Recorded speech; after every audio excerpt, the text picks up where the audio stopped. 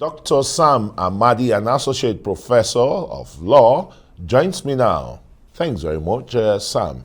Thank you. If we may start, yes, there isn't any doubt that the issue of subsidy or petroleum price increase has been known for more than 3 decades or more. But the question really is, can governments continue to subsidize petroleum products? I think the inefficiency of petroleum product subsidy is that the bulk of the people do not capture much of that value. So if you're going to talk about 5% or so of the poor, their use of PMS, and then it boils down to inefficient, subsidy, because you are losing money at the same time you're not creating value for the people. So clearly there is need to find a way to remove that inefficiency, and many governments have been trying to do that. Even when in 2014 or thereabout, when President Jonathan tried the increase in PMS price, and then APC opposition and civil society blocked it. But again, the question is clarity. Oftentimes, the government talk about there's no subsidy. The argument has been that this government says we're not paying subsidy. Finally, they say we're paying subsidy. So, two different things: deregulating the price and allowing the price to be determined by market forces, or many countries in the world, like in the US, where they still regulate the price, but they regulate it in line with real costs.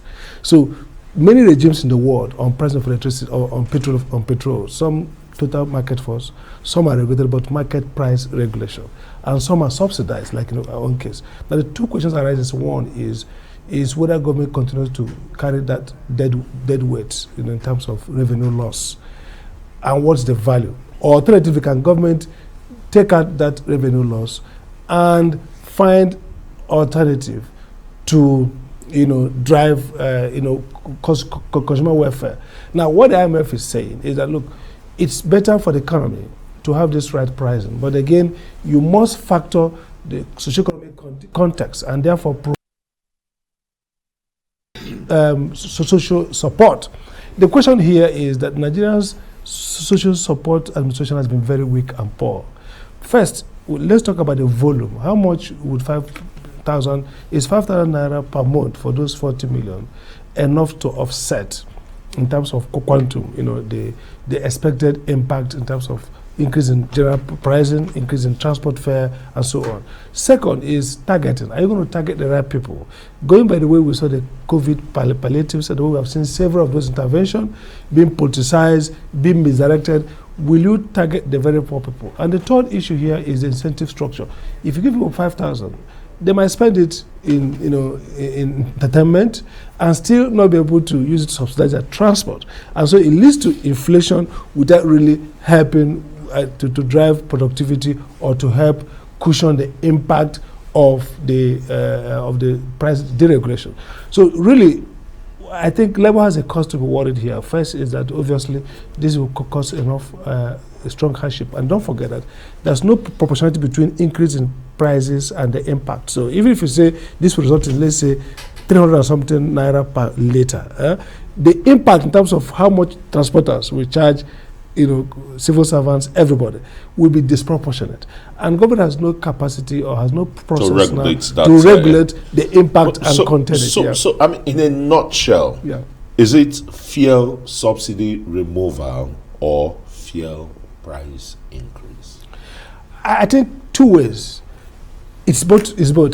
If it's subsidy removal because government is going to allow, if government allows the market price to determine the price, that means that chunk of subsidy, that's intervention. For example, if the landing cost should be, let's say, 300 naira and we're selling 162, it means that somebody is paying that remainder. So government pulling back is removing subsidy and making savings. So government is first focusing on public finance, the savings in terms of public sector funding.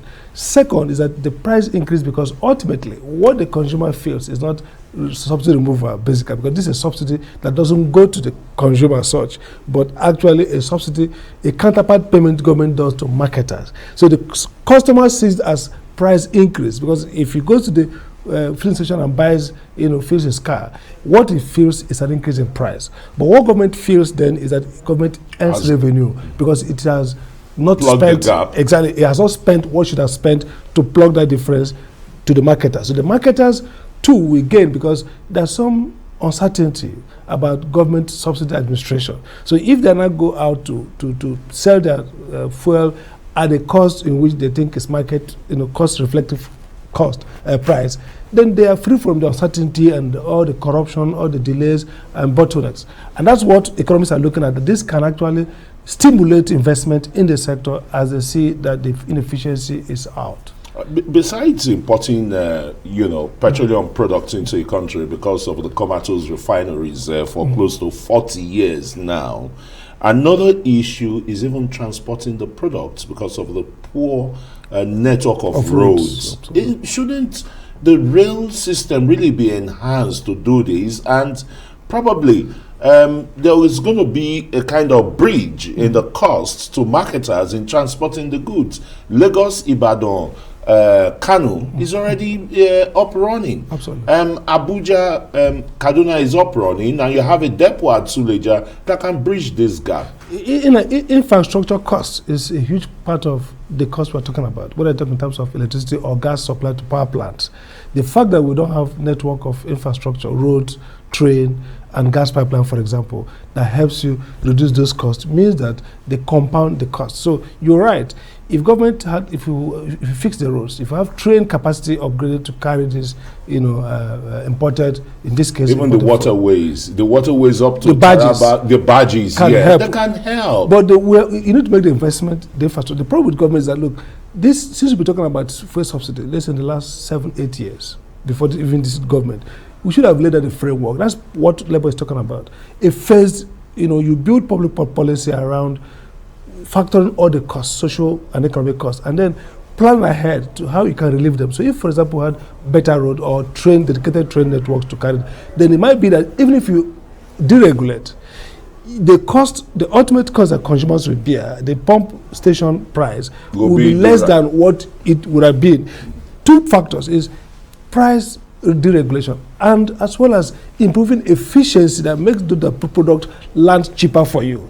Look at the US, for example. Because of the global value chain supply crisis index, the fuel is going high, expensive for them. And they're about to release about 50 million barrels from strategic reserves to create increased supply so that maybe the price can will drop for some, slightly. But again, their own is momentary constraint in terms of volume, but our own is structural inefficiency. But we have no facilities and deficiency. Now, let's quickly, in less than a minute, will Dangote refinery help, to assuage the kind of crisis we are having, whether it's a fuel price increase or well, it will help because if Dangote, like his promises, delivers before June, probably that's why they're matching the time deadline with June. If it delivers on June, then the component that comes from the foreign cost of transportation is taken away. But Dangote has said he's going to sell his fuel